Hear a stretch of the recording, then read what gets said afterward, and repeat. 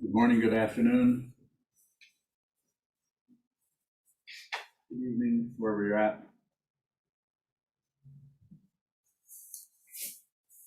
Today's Dharma talk is titled Before the Story. Before the Story. You know about the stories, one damn story after another about everything, constant chattering, filling up the space with what?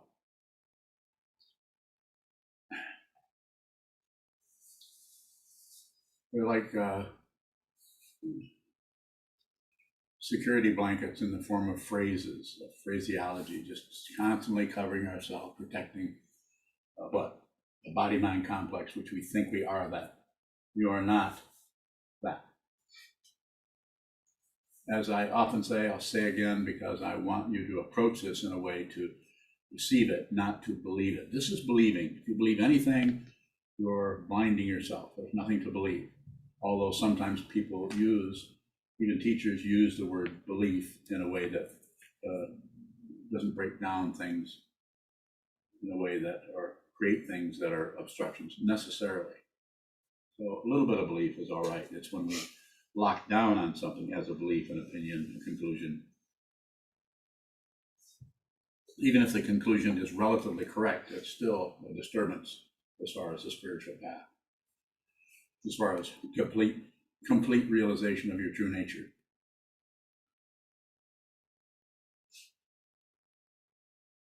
So before the story, it's like, what is it? How can there be before that? There needs to be some kind of a story about everything, doesn't there? Need to be some kind of a story so we know what we're looking at, what we're doing, what we're thinking, what we're speculating about, what we're conversing about, you know, those things that people do in coffee shops, conversations. Look closely at what those are.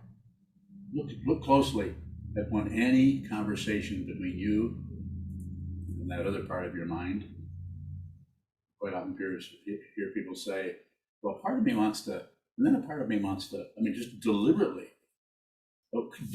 dividing ourselves into, because it's easier, it feels better to, kind of have that relative not knowing. I'm talking about an ultimate not knowing. If you're ready for it, I'm ready to point at it.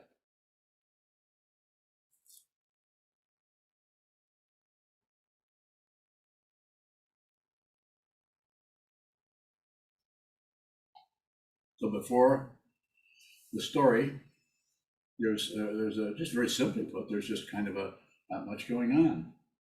You're just there. You're just in a room. You're in a car. You're walking down a trail or a path, or walking through a department store or something. Not much going on. Little stories flicker here and there about this. Slowly getting our bearings from the point of view of self-centeredness, of ego, of being protecting ourselves, advancing ourselves. Protecting, advancing. We have all kinds of stories about that. Now, the story between you and your child, or you and your parent, very, very intense. It's not that those stories aren't, as I've said, as you already know, we don't have a relative truth to them, of course, but it's the grappling with that, struggling with that, pushing on that, pulling on that, reinterpreting. Whatever happens, we don't want to receive it as it is. That is too terrifying to ego. Because anything that shows up as not being other, if it's other, we can run away. If it's other, we can fight with it. If it's other, we can ignore it. But if you see what it is, you're not separate from it. And that's the end of the story. I could use that somewhere.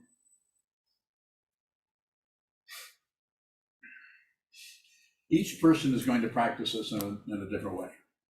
Some people need to, when I say need, you'll know, there's no sales pitch going on here. I'm not trying to get everybody to move into the monastery. If I wanted that, then I would say the whole world should be a monastery now, and everybody should be monks, and everybody should train their mind. But that might be a few million years away, if ever. It doesn't have to come. Nothing has to happen.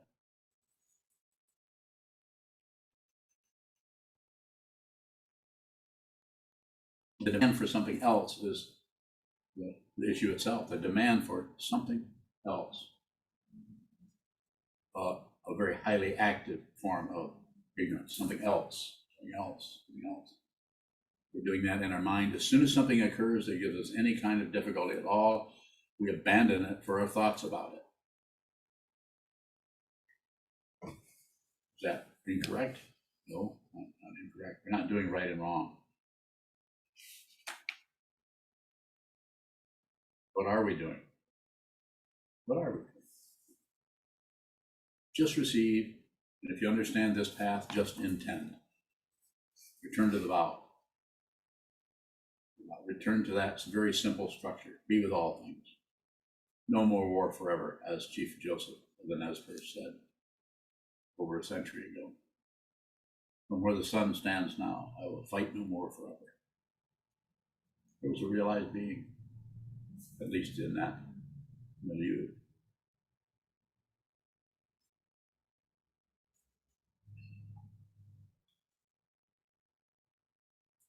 So before the story, you have to actually see the story arise as what it is, as a description of something. And if you do anything with it, try to stop it. It's simply put, it's very simple. Sometimes people say, Sokuzan, you say the same thing over and over again. I say, yes, I do. I've been saying this, repeating myself, and that's because you need to be reminded. If I'm literally saying the same thing over and over again, what are you guys doing here? Just go listen to a recording. So the edge of the story, that leading edge of the story comes up, and that is your opportunity, because it's still for a zillionth of a second, using time here, it is still texture. You don't know what it actually is yet. And then we start pulling it apart, deconstructing it, or constructing it into something about something else. This, and this about that. This, and this about that. Just observe that. Don't correct it. There's nothing to correct. This is not the mundane path of getting better. It's not the mundane path of healing. I'm not against getting better and healing. So let me say that. Yes, you may need a therapist. You may need a therapist before you start meditating. Or you may need a therapist after you've meditated for a few years and find out there's some kind of a stone wall you can't seem to get through retreat after retreat after retreat, or through your teacher browbeating you, trying to get you to look at the nature of your mind. With the permission of the student, of course. You may need that. So different with each person. So incredibly different.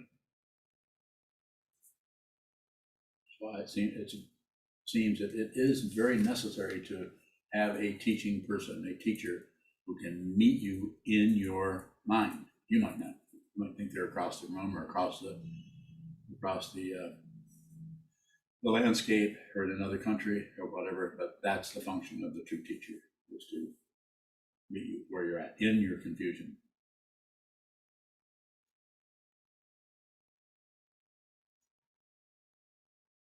So when the story comes up, you're walking down the street, going from finishing brushing your teeth to coming out into the other room to decide what you're going to wear, any other kind of things going on. There are stories constantly going.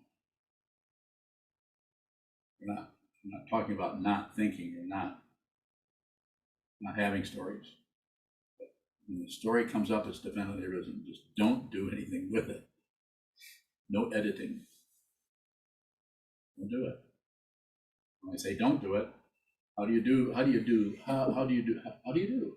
How do you do? How are you guys doing? You doing okay? How do you do? How do you do it? How do you do this? How you do it is to see the way you can't quite do it. You watch the intention to stop having stories or stop believing in the stories, and you notice the tension there. Just observe that. Just observe that. Don't maintain it. Don't give the seventh consciousness, the ego mind, the narcissistic mind, any opportunity to clamp down on anything as some kind of a reference point. or give the ego more gravitas than it's already stealing for itself.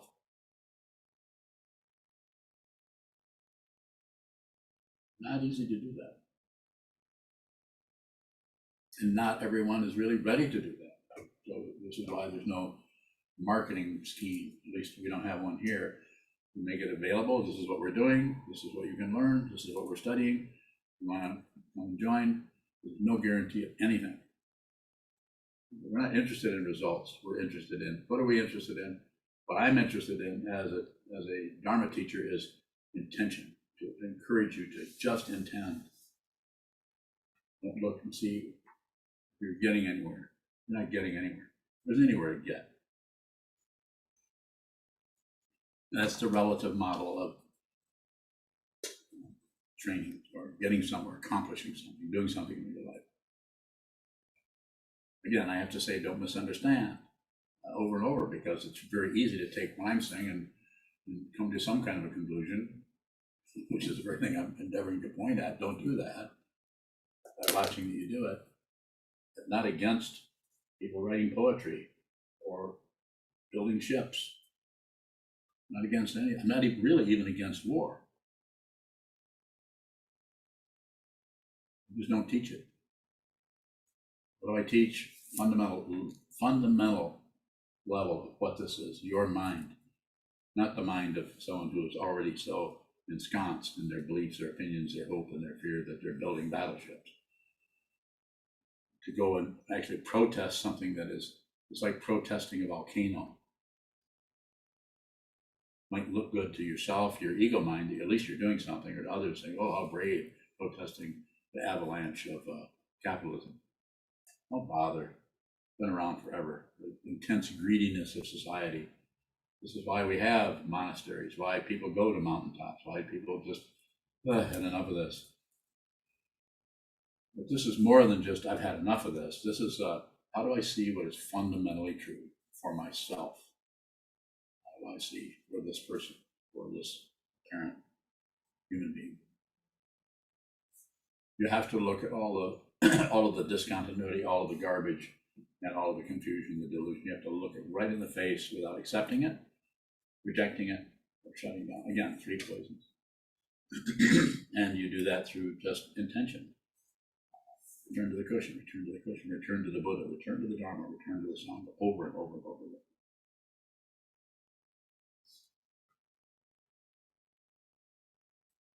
Those stories are kind of self-validating because they fit in with whatever's happening. Someone comes in the room and a story comes up about, because we know them, we've met them before, or they're part of our family, and immediately the stories come up around what they're doing, what we should be doing, what they think they're doing to us and they shouldn't be doing, and they want to apologize.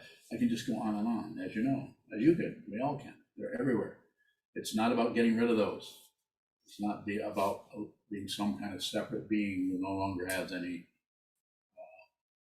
ayatanas, who no longer has any kind of a pushing and pulling happening, but is completely flooded with occurrence.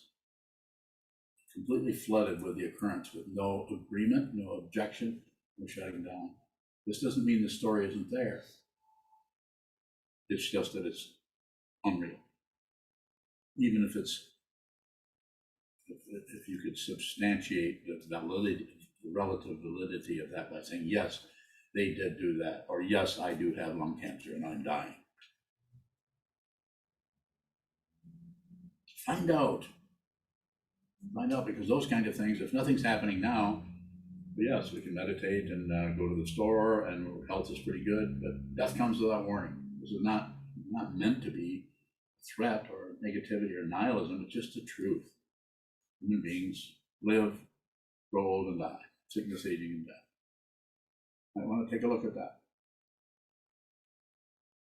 Because if you are identified with your body, mind, and your life, and your story, the story about yourself, you have a story about yourself, it's going to be very difficult when death comes without warning, either for you or for someone you dearly love.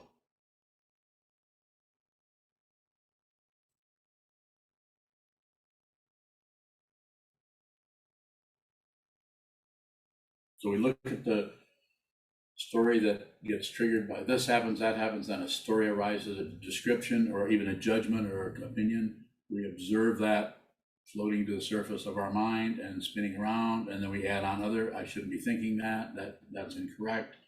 It's just constant chattering back and forth about what we should, what we shouldn't do, why we can't seem to train our mind, because we have an idea what a trained mind is. We have no idea what a trained mind is. There's no description for it. All you'll see is the training is over. Not that there isn't learning or understanding. Of course there is. There's just no identity anymore.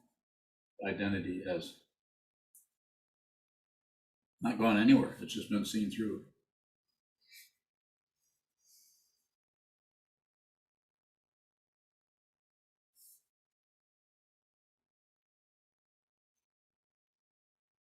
There's more there I can talk about, but I'd be happy to go with questions if there are some. Sort of bowing with before the story, what's coming up for me is I have discomfort show up, and the story is how I could get rid of that. So food, smoking, something like that. But that texture seems to be really similar, if not the same, regardless of the story. What is that texture if there's not a story attached to it? Just texture. Texture with no description. It began. This is why it's threatening to ego, because you're actually having something occur in your mind stream. You don't know what it is, and it's the texture with no story. Go ahead. So I seem to have another step in between there. No, you don't. Stop lying to me. I got it. There's a story, but when the story goes away, there's discomfort. Yeah. Or negativity. There is. What is it? What is it? I don't know. Another layer? Perhaps. More. Can we drop below the emotional negativity to just the texture? It's a good question, and here's the answer. No. You don't even need to. Just stop rejecting it, accepting it, or ignoring it. And there'll be no credential. If you're doing that, the not knowing is complete. To use a metaphor, it just blasts through all the separation. So nothing is separate. So everywhere you look, you see nothing else. You don't see something else. You might even say that everywhere you look, you see your teacher.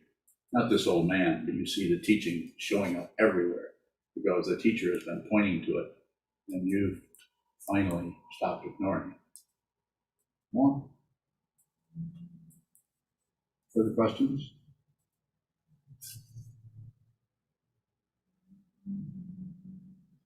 Sokuzan, if the story is showing up, is there some effort we should make to go to a before? A little bit. You can look at the story, and you can just notice. You don't have to go there. You just notice that before the story showed up, there was a lot of space there. Not much was going on. You don't have to. It's always about awareness. It's never about particularly getting something. Now I understand this more deeply. Just observe that. Go ahead. Sokuzan, is there a way to go before the story when we're so wrapped up in the story that we're not clear that it's a story? Oh, that you're able to describe that tells me that you're aware of that happening, maybe in retrospect. Not so much at the time it was happening. You just perhaps look back. Am I correct?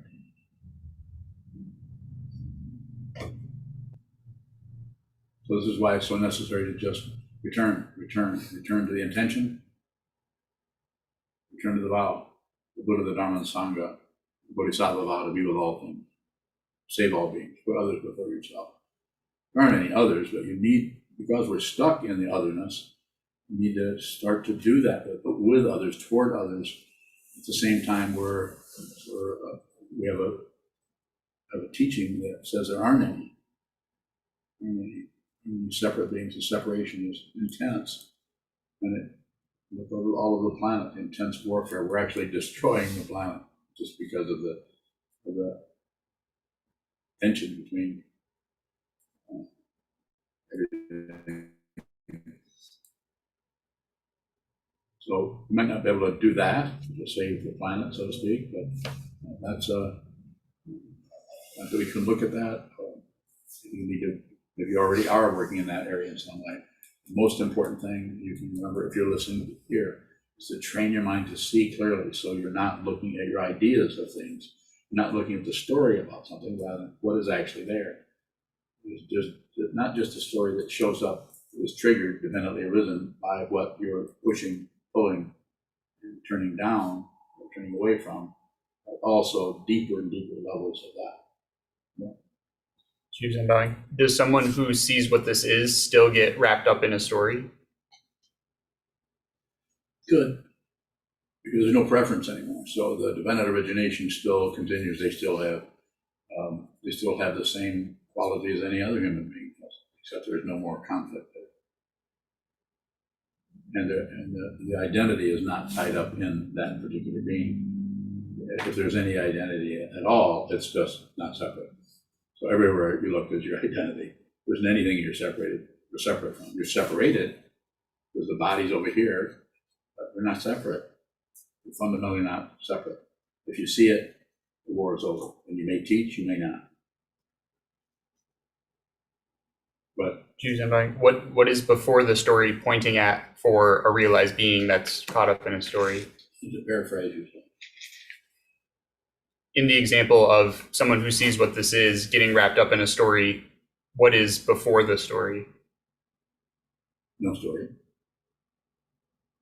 The story's unreal. That's why you don't have to do anything. You don't have to enhance it. You don't have to tamp it down, and you don't have to ignore it. It's unreal. It's dependently arisen.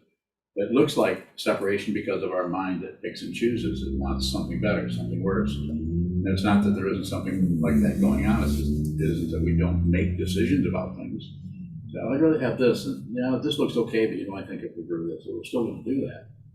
But there's a broad understanding of what is happening or not happening in that situation. More.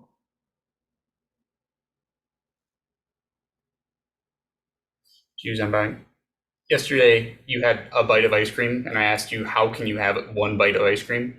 And you said something like that there was no time, only if... I did. So I'm wondering what the before is if there's no time. The time is an illusion.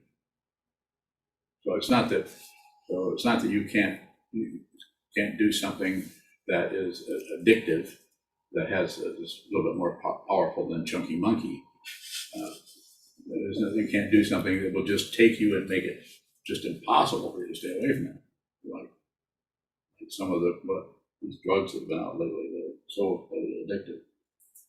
But that's a different situation. That's your whole body is sucked into that vortex. That's different. But further question about what you're asking, that's a good area.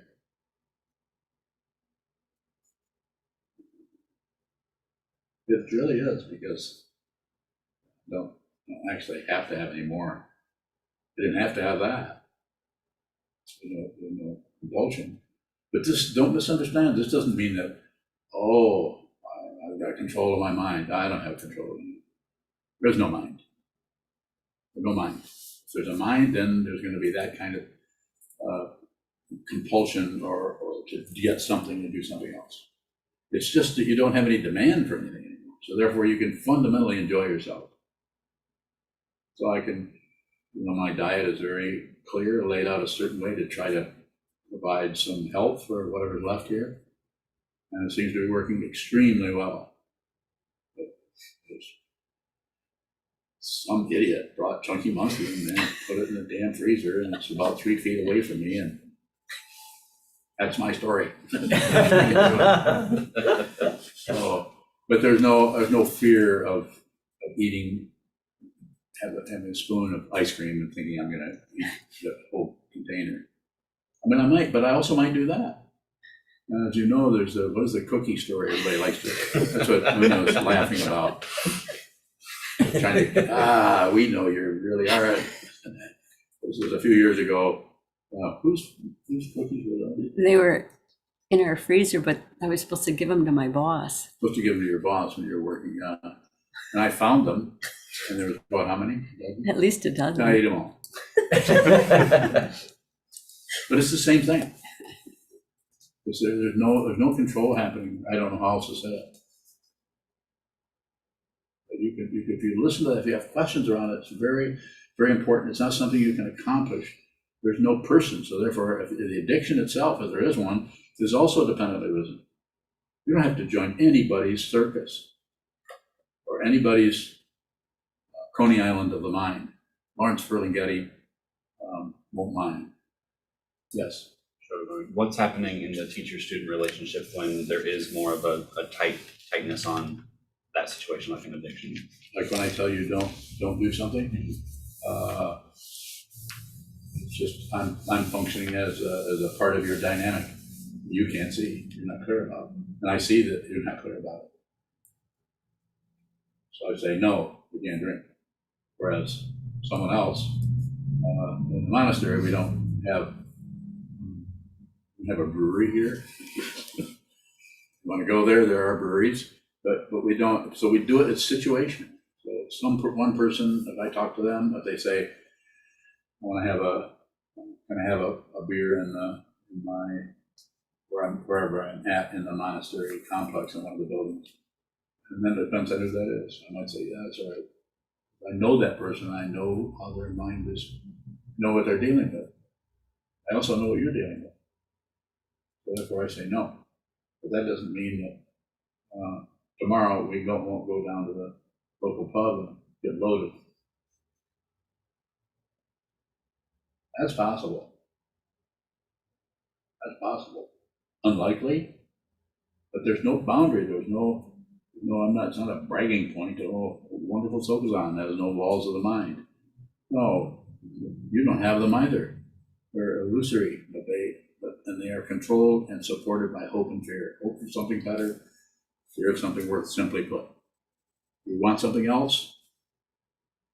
You want something else. This is a second noble truth.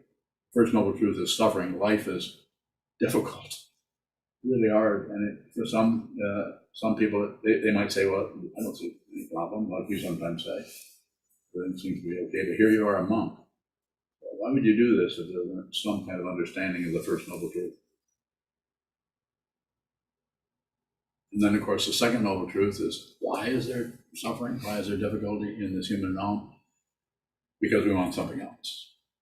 What we get, we don't want Chunky Monkey, we want Cherry Garcia. Those are ice creams. You guys all know that. I'm not kidding anymore. We actually have both. Oh, no. Stop it. So, more about that? Sure, Mike. What would it mean for me to see that over here, that dynamic that you're functioning as? You see the dynamic I'm functioning in? You can't see that. Can't see it. Unless you do. There's no path to it. It is what you're looking at. You're always looking at it. It's an outrageous and startling teaching. And that's why I say to people, I have permission to talk to anybody, I say, you don't have to become a Buddhist. Just look at the nature of your mind and use the sitting practice of meditation to train your mind to see clearly. And that initial seeing is about how crazy you are, how confused you are. Just keep going. You may need to receive vows, you may not. That's the situation. A question from Chris Smith. How does someone handle narcissistic people who manipulate and do sneaky things to get in your way? Law has no authority. Chris, it's so situational there that just keep your distance, train your mind, spend the time that you were fighting or complaining about the people who are suffering, and that suffering manifests as trying to affect others. Anyone who's intensely suffering can get rid of that suffering by dumping on other people, controlling them, imprisoning them. There's so much, I don't need to say too much, but they don't know they're suffering. I've lost my picture here. Your account is signed in from another device. You have lost something. Well, Susan Iger. So, logged out. Oh, we didn't change it from Susan and Karen. Yes. Should I do set the coaching?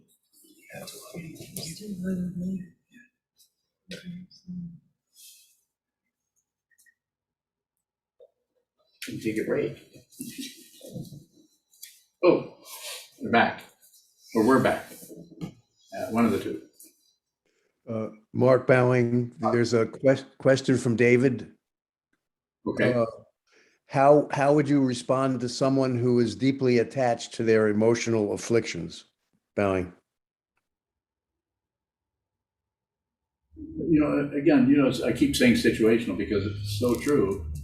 It just depends on the person. If the person wants to train their mind and they were to come to me, then I would meet them where they're at. I would meet them in the middle of their afflictions. They might not know I'm doing that. They might just think I'm being very stoic. But I don't necessarily act emotional, particularly, although I might. So then the idea there is to help see if the person really has a wish, desire to see the truth themselves. Or if they just are too in love with their afflictions or emotions, there's just too much of a love affair going on there. Because being all wrapped up in your emotions actually distances you from them. If you felt them as they are, it could knock you right off your feet.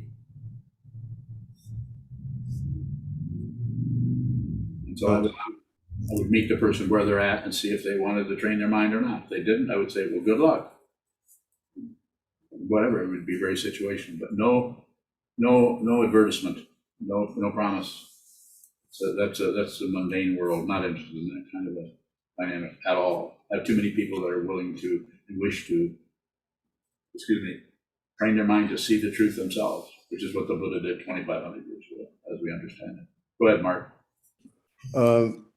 Mark Bowing, this is from Esther.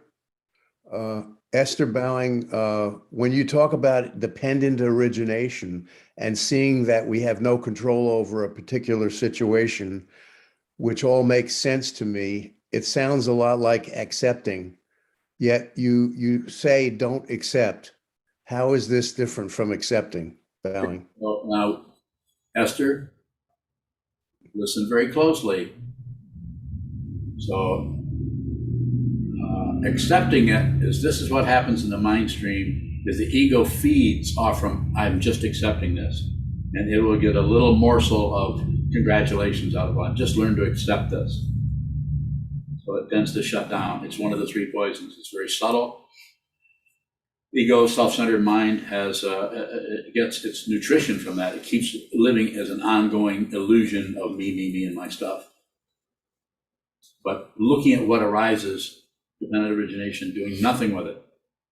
And there again, you also have to watch the way you keep grasping. And just watch.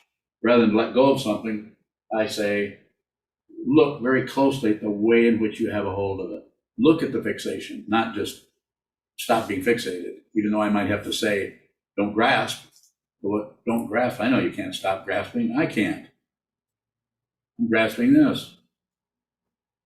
But if I say don't grasp, then your mind, through the sitting practice of meditation and your ongoing daily life, post-meditation, however you want to explain it, you get to actually see the way. I'm going to use my fingers as an example, because the grasping is very, very complicated, much more complicated than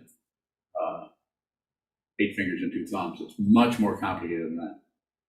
And so by just watching, observing, being aware of the attachment, because it gets its power to be attached through hope and fear, it starts to relax. It will start to relax. No guarantee. You can actually watch it disintegrate. Or it might disintegrate so fast that you wonder what you were even concerned with. Or what was the big problem with that? Because it's gone, and when it's gone, it's gone, it's gone. But if it needs to be there, respect confusion. Respect that some forms of ways that we are confused need to be there because of dependent origination.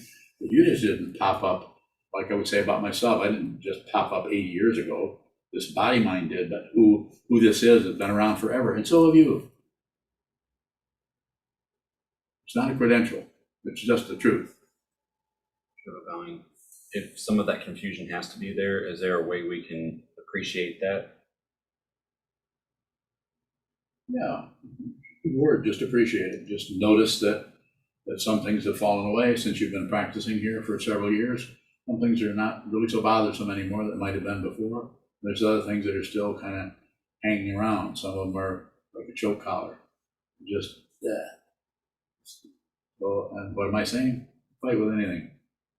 It's as if you were to say to yourself, it's as if you were to say to yourself, it's as if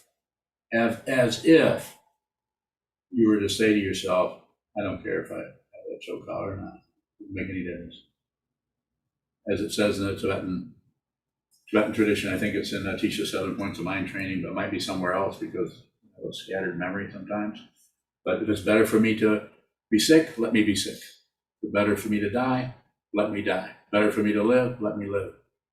Fundamental renunciation without a renunciator, without a person who's surrendering. If I say just give up or just surrender or don't hang on or anything, then it creates an ego that's doing that. It will masquerade in such a way that it gets a credential and it continues to exist as an illusion. And the wisdom mind gets covered up by rain clouds, thunderstorms, bad weather of ego. Good weather to ego, but bad weather to the wisdom mind, which is just about this. Yes. Another question from Chris Smith. Okay. Can you talk on love versus truth? No. Give me another question. You talk about love. I did a whole talk on love. Go listen to it. On all the different kinds of love. I probably missed 2 or 3. You can point those out to me. But truth, and in truth, there's such fundamental situations that you can impute anything in there. Relative truth, absolute truth. Relative is up and down, back and forth. Existence, non-existence, absolute truth. Nothing happens. That's why it's true. A similar question from Melissa in Portland. Melissa. What does the truth look like? Doesn't look like anything. Has no credential. Relative truth has all kinds of, oh, that shouldn't be happening, well, that's untrue, and that's those people who are adepts at being self-centered and controlling others know about the whole relative truth. That everybody's stuck on that, so they just lie. I mean, you call it a bald-faced lie, they call it, well, every lie is that way. They just lie because it creates so much chaos. That's why our country is such a, so crazy right now, because the liars come to the fore, which I'm sure you all noticed. And then they go away, just like they did in the Peloponnesian Wars. It's been going on forever. It's just like, oh my gosh, we have to stop this so this never happens again. I mean, you might as well be chewing on a dog turd. Be saying that, spewing that kind of insanity. So this never happens again. And these people who are saying this are very kind, loving, supportive people, but they get caught in the illusion of control against people who have some insight into that and who are intensely self-centered, so intensely self-centered and so intent upon blaming everybody for everything that they don't actually feel the suffering. And they won't until the body-mind collapses. Then they're going to get hit in the face. How do I know that? I don't know. Maybe nothing will happen. Maybe they'll all become angels. No guarantee. I'm not interested in outcomes. Spiritual materialism, outcomes. This doesn't mean that we don't need a place to practice, that we don't appreciate all of the help that's come to us to actually purchase this very building that we're in, Karma House, and to support us, to support this teacher, to support this community. Of course we do. So it's not, we're not getting rid of relative truth and running to a mountaintop to live some idealized life of a spiritual path or sacredness. The mundane path and the spiritual path are not separate. You have to see it. You can't, it won't work as a concept. You have to see it. You have to meet someone who doesn't differentiate between anything. That can be dangerous. So if you're not up for that, do something else. Oolong bowing. Wrong.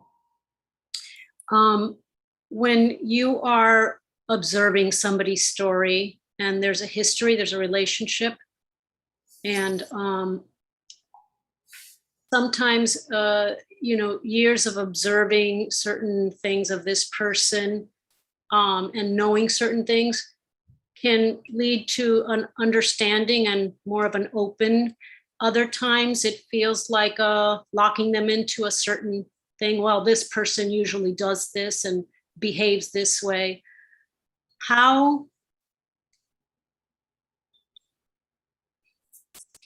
At what point in observing am I actually observing just what I'm seeing on that spot, or following the story of history and past observations?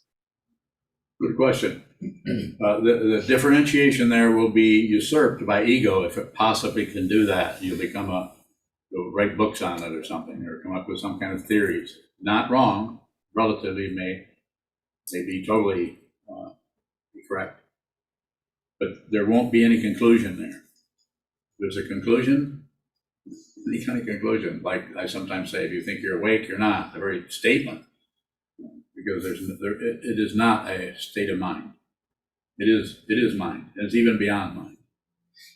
It's before the story. Therefore, you get to watch all the stories come and go in your own mind and the minds of others. So you may be able to differentiate more clearly, be more clear of your confusion, be more clear of the ways in the past, if I'm following what you're asking about, where you were misunderstood things, but now you understand them a little bit better. That's all path. Ground, path, and fruition. Suffering, the path is Shila, Samadhi, and Prajna, or discipline, meditation, and wisdom. We're seeing the truth. And path quality. Until there's a fruition, it has no description for fruition. They try to describe it. There is no, call it enlightenment, call it realization, call it Sahaj Samadhi, or Anuttara Samyak Sambodhi, or all the other fancy words. But it's a way of describing so that one who is on the path and is struggling or having difficulty on the path, even though they've been doing it for years, is still having challenges. That there's to have that idea there is a fruition, there is the raft. Just need to keep paddling, keep going, return to the wall, return to the Buddha, the Dharma, the Sangha, and the vow to save all beings is the Mahayana path. Just continue to do that. Repetition. Intend. Everyone's doing this differently. A lot differently. I had a Tibetan teacher who taught creation completion practice, which is very complicated and time consuming, and a Zen master who, of course, comes from the tradition of Zazen or Shikantaza. Very, very simple sitting practice. So lots of ways. Yokido. Gyokuro bowing. If you see dependent origination, do the stories change? No, not particularly. If I understand your question, I would say no. They're just stories. They just come and go.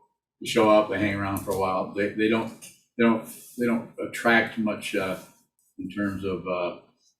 It's like it's kind of like watching a movie, which there's like 15 episodes, and after about 8 episodes, you've kind of seen enough. So you might continue to watch it. You might not. You might want to find out what happens to this one character. So maybe not a particularly good metaphor for it, but it's kind of like that. We just get tired of the stories coming and going and coming and going. So we get kind of worn out. As Trungpa Rinpoche says, the way that the path is like walking on ego, like it's a shoe. You just never get it resoled or healed. You just wear it out. There's something to that. Kevin, go ahead.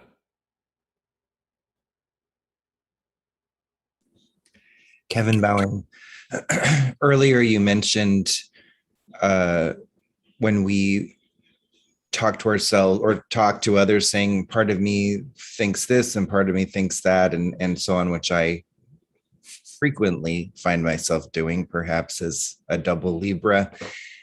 Is that an opportunity to see beyond that separation? Bowing? So I would say it a little bit differently. It was somewhat like what you're saying, but that's the opportunity to stop fighting with that separation. Stop, just be the separation. Be that there's only one Kevin, only one Sokuzan. So when we say, well, part of me wants to do this, part of me wants to move to Honduras, another part of me wants to move to Costa Rica. And I like countries that have two names, so I think I'll probably go to, well, no, but Costa Rica, I understand there's a lot of thieves down there that will rob you. And since I'm very wealthy, well, I'm not really that wealthy. So maybe I should, Honduras is pretty cool. I mean, the shape of the country is nice. I've thought of having a tattoo like that on my forehead. And that way, if I did, well, you know what I'm saying? We just keep elaborating. I'm kind of silly when I do it because I'm kind of a silly person. So, but it's about watching that without stopping it in order to get a credential that you no longer are doing that. That's the dangerosity there.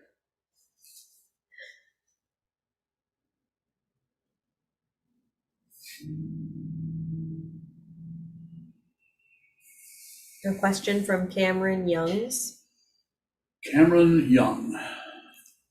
When I observe something such as the tendency to create a story as a form of justification, do I cease to observe when I label it as a justification? A little bit. You can do a little bit of that, like labeling it. But I wouldn't label it and then back away like you succeeded at something. But just label it, but let the story do whatever it wants to do. See, that's the justification. Include that in the story. It's like if your life was a comic book. We used to call them funny books. Not anymore, but and one of the panels is showing your thoughts about the story, and then there's another thought balloon over the little bubbles that come up to the big cloud, and then that one is all it says justification. Just justifying. So as long as it doesn't interfere to try to stop the justification, then just commenting, just a slight comment, just justification. But only once. Don't proceed and keep justifying that same story. By describing that same story as a justification, because then it starts to tilt over into materialism or spiritual materialism. We're trying to get somewhere using our thought patterns. You cannot figure this out. You cannot squeeze happiness out of samsara. I don't care how brilliant you are. How do I know? I don't. Probably wrong. I don't care. I don't mind being wrong. Chisho, did I pronounce the Sahaj Samadhi right? Yes, Sahaja Samadhi. Thank you. Tishavai. Even before the story starts, when something shows up, is there a difference in the way that shows up for somebody who has seen through and somebody who hasn't? Wow. I can't speak for others so much, but the way it shows, it's just a story. It doesn't stop showing up. It might show up, it might not. But there's no follow up to that. There's no second. You don't second the motion. Well, that's gone away. Finally, that's gone. Oh, I noticed that's no longer there. You don't do anything. It's very simply what it is. It's just junkie monkey. nothing else. So that's all it is. It's not something you're addicted to or something you're worried about or something you need to stop. I'm using kind of an odd metaphor, but it's like that. It's like something shows up and then there's an attachment to it. And food is a good one because, you know, the only diet that really works is just don't eat. You know, that might be a little devastating if you don't do that. Although I've heard stories of, I think it's on YouTube where you can just look at the sun. I mean, who knew? You don't have to eat anything, just look at the sun. Every day, come out and stare at the sun for 15 minutes. Go ahead, Shisho. Tishabami. So even the acknowledgement of chunky monkey, isn't that itself a story of some kind? Yes, it is. Yeah. So again, it's not about stopping the story. It's about seeing that before the story, there's you could say, there's a space in which the stories come and go. The stories come and go. They might come, they might leave, they might be around for weeks. They might come back over and over again. They might do any number of things. But the space in which they occur is not doing anything. And if I were to use a metaphor, I would say that if you're anything at all, you are that space. If there's any identity at all, you are the space in which things occur. Esther has a question, but I can't read it. If someone could, please. Mark Bowing, Esther, how do we not get discouraged when seeing again and again that lies survive? Thank you, Bowing. I just, Esther, thanks for the question, but I think it's just a matter of persisting. And the lies out in the world are, you don't have a bulldozer big enough to push those away. You can't do it. So it's too big of an avalanche. It's been going on for centuries. And since the human race is full of confusion and lies. Not everyone, but a lot of it is just complete insanity that is supported by religions, by political situations, and by philosophies. It's totally wild and crazy. But if you're listening to this person, you're listening to, I intend to teach the Buddha's Dharma as I understand it. And start with the lies in your own mind. Start with it. Look at that, and don't correct them. So this is what happens out in the world. We try to stop people, correct people, throw them in jail. It just perpetuates the circularity, thinking that there's someone else who's bad, and this person over here is the victim, and they're nice. You can't have a perpetrator without a victim, and you can't have a victim without a perpetrator. If that's what you think of that as rationalization, then you're not looking at it very deeply. And you might not be able to look at it deeply with the intellect. You might have to look at it deeply by losing your mind. It's a crazy wisdom form of the Buddhas of the Three Times. This is why it's called that. Because it feels like insanity to ego. Oh my God, I can't lose my reference points. Don't know who I am. No, you might find out who you actually are. Stop fighting with your mind. Stop fighting with anything, including the projection of the mind out into the world. Well, there's where all the violence is out there. I'm totally peaceful here. If the world would just clean up its act, then I could relax.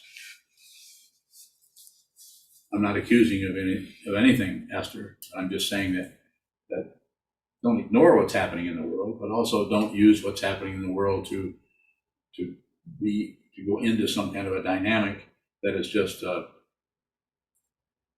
more politics and more fight and more struggle and people with white hats and people with black hats. So find that here. As soon as you see a part of me, that's the very nature of warfare. That's the very nature of politics. Don't fight with it. Don't pick sides. No picking and choosing, as it says in the sutra. Picking and choosing is the disease of the mind. You don't have to pick or choose anything. You may find yourself selecting or picking and choosing things, but it's not coming out of insane grasping or greediness or fear. It's just coming out of a preference for chunky monkey over Cherry Garcia. It's just very simple. There's no big philosophy behind it. By using those ice cream names, I'm saying it's difficult to say directly in words what this is. So we continue to use various kinds of metaphors and ideas around it, but it's not separate.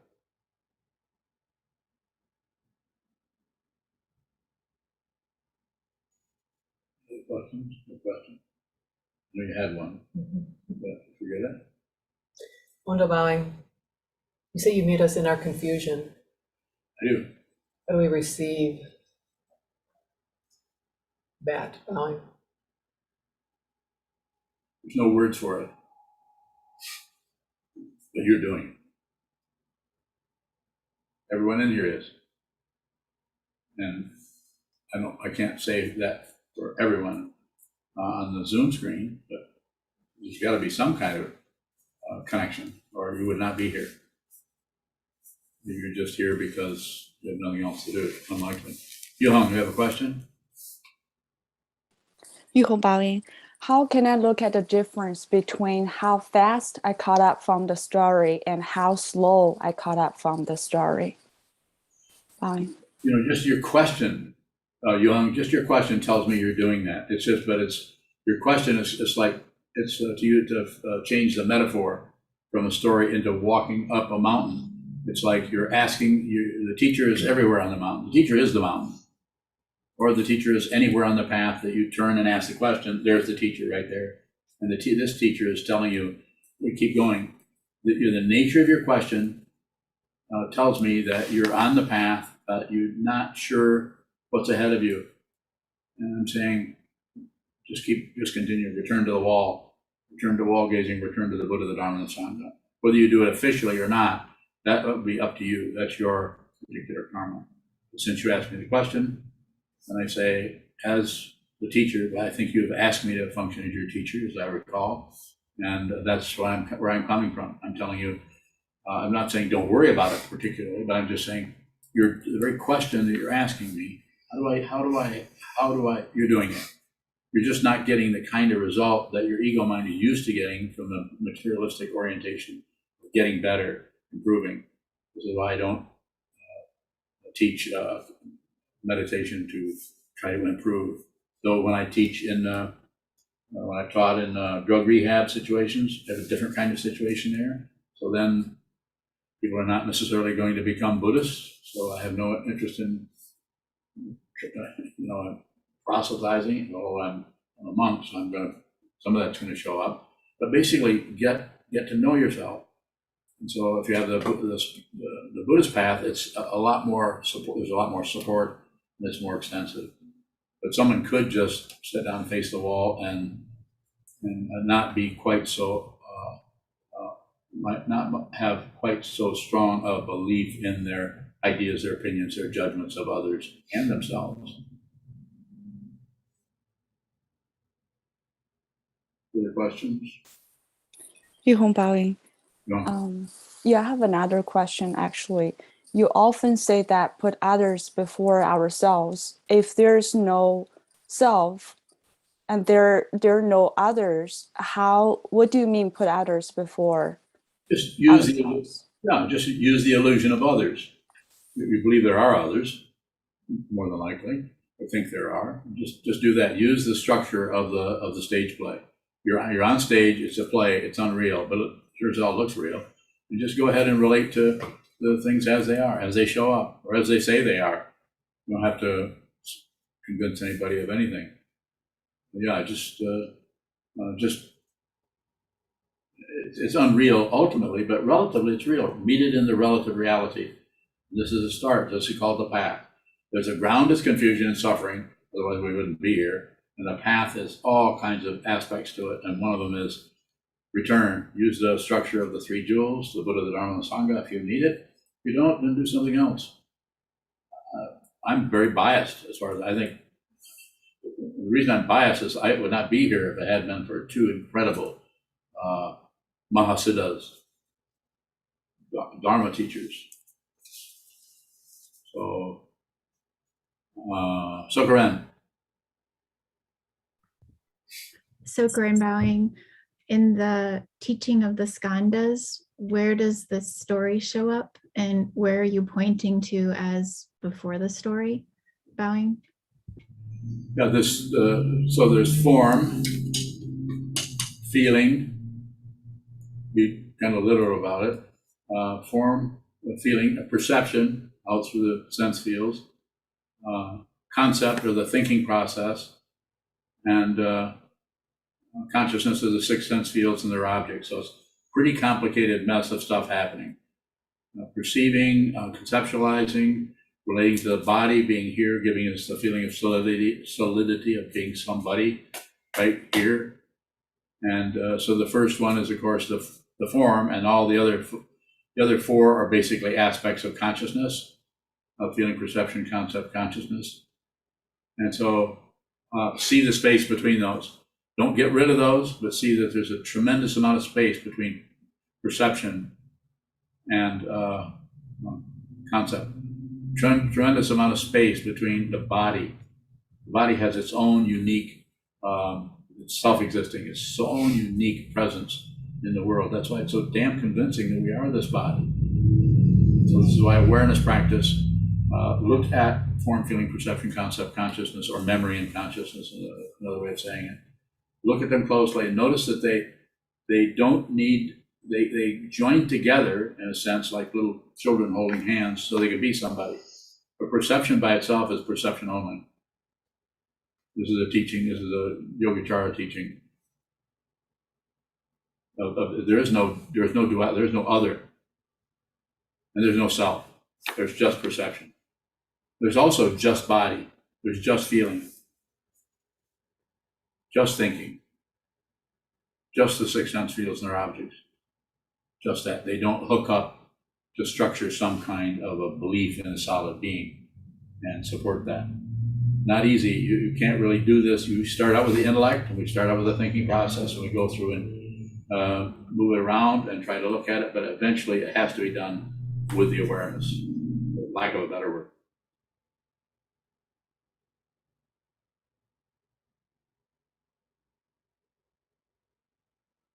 Sort of bowing.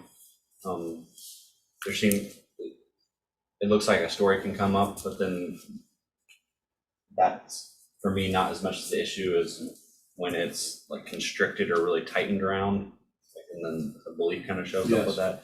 What causes that constriction? Fear. Fear. You may not feel afraid because the constriction keeps you from being afraid. That's what constriction is about. That's what the vagus nerve is about. That's why frogs, if you run right up to them, some frogs will jump and other frogs will sit there. Do I know about biology or frogs? Not much. Just saying that it's that same kind of a constriction. So it's like a hideout. It's like you could even say like a trunk worm, but Jay would say it's like a cocoon. Just build a wall. Mukegeko, the walls of the mind. So it protects the self-centeredness, constriction. And it works, relatively it works, because you don't feel afraid. You just feel constricted, so take your pick. Wait a minute, no picking and choosing. More? Why would, I do that. I opt for the constriction when it's painful. Why? Because the pain, the no constriction is not only really, has another kind of pain, but it's also terrifying because the self-centeredness does not really, we actually just believe, we take for granted we are somebody. So to be presented with, you aren't anybody in particular. One of the metaphors that is often used, but you're like a grain of sand. Like who you actually are is nothing in particular. You're no one. You may function as how you're functioning. You may function as a farmer in Iowa. You fundamentally are not anyone at all. No solid personality. No. It's terrifying. But if I'm in the midst of that tendency to constrict, yeah, can I begin to relate to the fear that's covering up? Look at the constriction. Don't look at the fear. Ego will provide you with all kinds of ideas about fear. You're just too smart for your own good. Did I say that? Poor guy. Must sound like your dad or something. Long gone if you sounded like him. You'd be long gone. Okay. Well, I'm just saying your mind is, your particular style, you're very good at going in and moving those concepts around to continue to build a barrier around that soft spot in the center, which is the belief that there's somebody there who's protecting. If there's anyone there. There's something there, but it's imputed and it's imaginary. It's or call it a imaginary nature. But The way it's been showing up lately is I can see that mechanism you're describing, but that looks to be painful, like just the constant need to move all that stuff around. What do I do with that? just observe. Just keep practicing. You know, if I go into some kind of intellectual or conceptual idea or anything other than just receive, you're able to explain what and describe what it is, receive that, receive it. Don't abandon it for something else. Don't correct it. Don't fix it. Just observe. Can you do that? Just do it for a couple of years and come back and see me. Yes. Junchu bowing. When communicating, maybe with another Sangha member about a difficulty that we're having, it seems like putting it into words builds up that story even more. Is there a way to communicate without strengthening the story? It's a challenge. The way that as you know, the way I recommend is if it looks like it's an intense situation, sit down face to face, bow to each other, give it 30 seconds to a minute or 2 minutes, depending on what your relationship is with that person. Just look them in the eyes. And that will help return to your original orientation of even wanting to be around that person in the first place. Give you some kind of a basis that's not particularly solid. It won't feel like a reference point. And then one or the other would start to talk about that issue. Am I addressing what you're talking about? You've done some of that, haven't you? Is that helpful to do it that way? Is there another situation where you're talking about something that you're just in the kitchen and somebody comes in and, you know, gets something out of the refrigerator or something, like sets it down and walks away and doesn't put the chop suey away or something? You say, hey, let's have an interview. I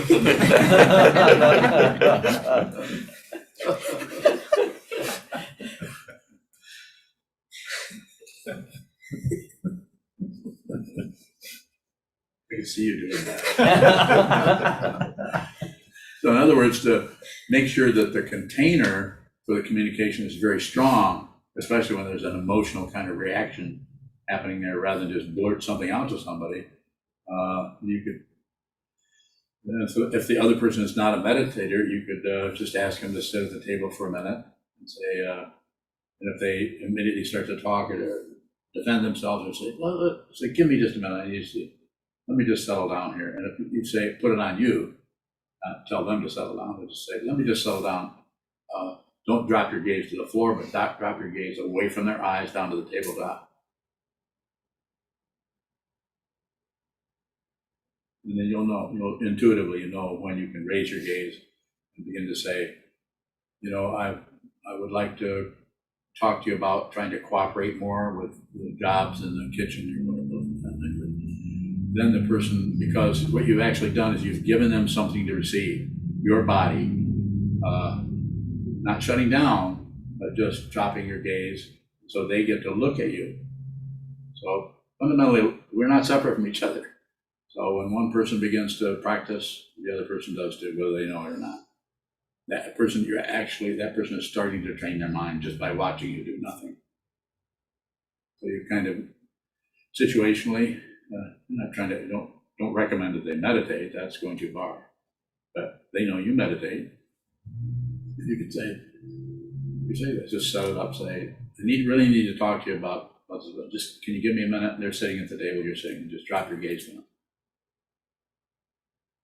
they will watch you. They might get a little antsy. It doesn't matter. Everybody gets antsy when they first learn to meditate. And that may never occur to them that that's what's happening to them. And it doesn't need to. Nothing needs to occur.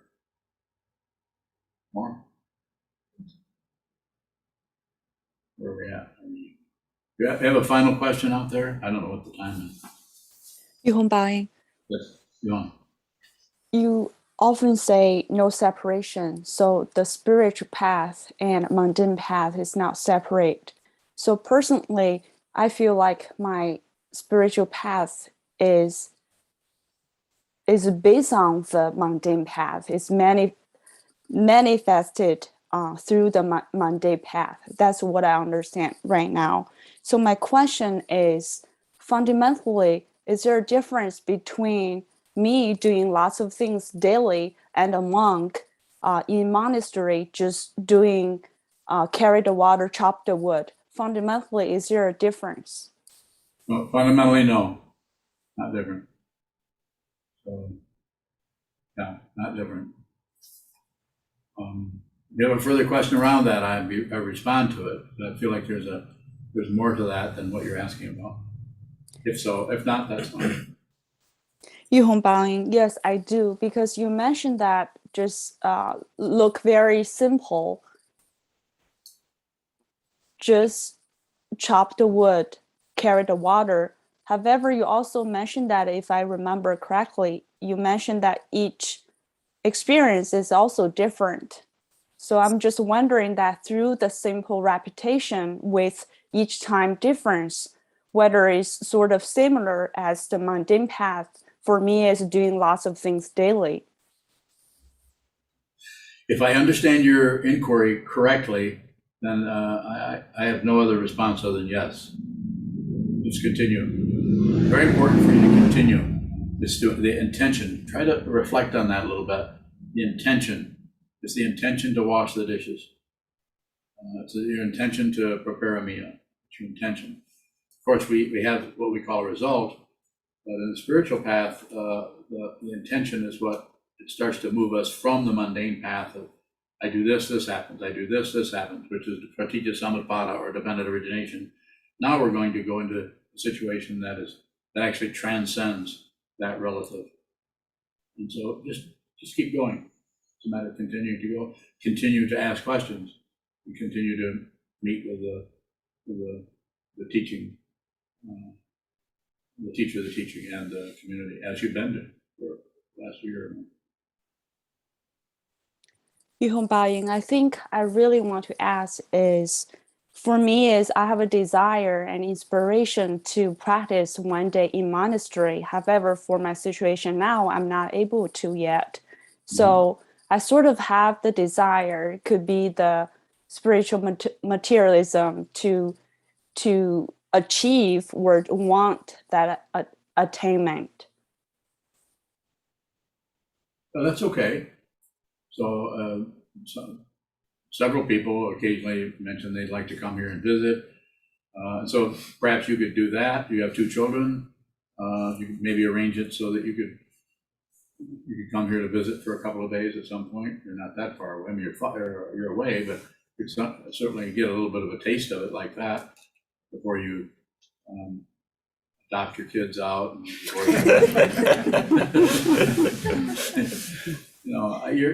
what is happening with you Hung, is exactly what needs to happen. It's exactly what needs to happen. So there's no, if you're meant to live in a monastery and either live here or be a monk or whatever, you won't be able to stop it. You won't be able to help it. It will occur, and it will occur exactly when it needs to occur. How do I know? I don't know. I don't know specific things. I couldn't sit up here and presume to even teach anybody anything if it was going out of knowledge. I don't have knowledge. I don't really have anything.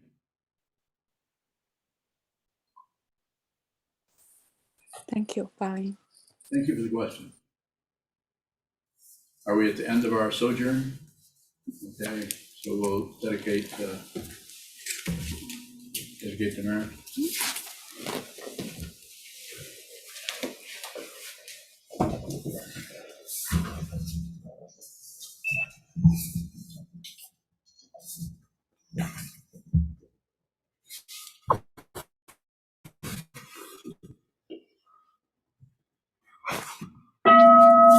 May the merit of this penetrate into all places, so that we and every sentient being together can realize the Buddha's way.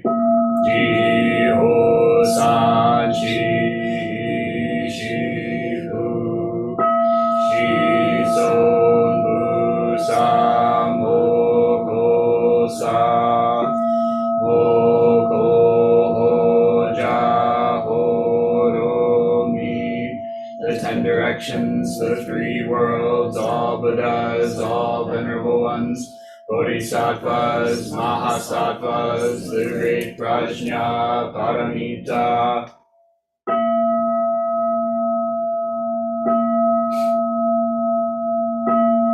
O Buddhas and Bodhisattvas of the 10 directions and the 3 times, please hear us. Please come down out of the light and protect Sokokoji Buddhist Temple Monastery, our Sangha, families, friends, and visitors.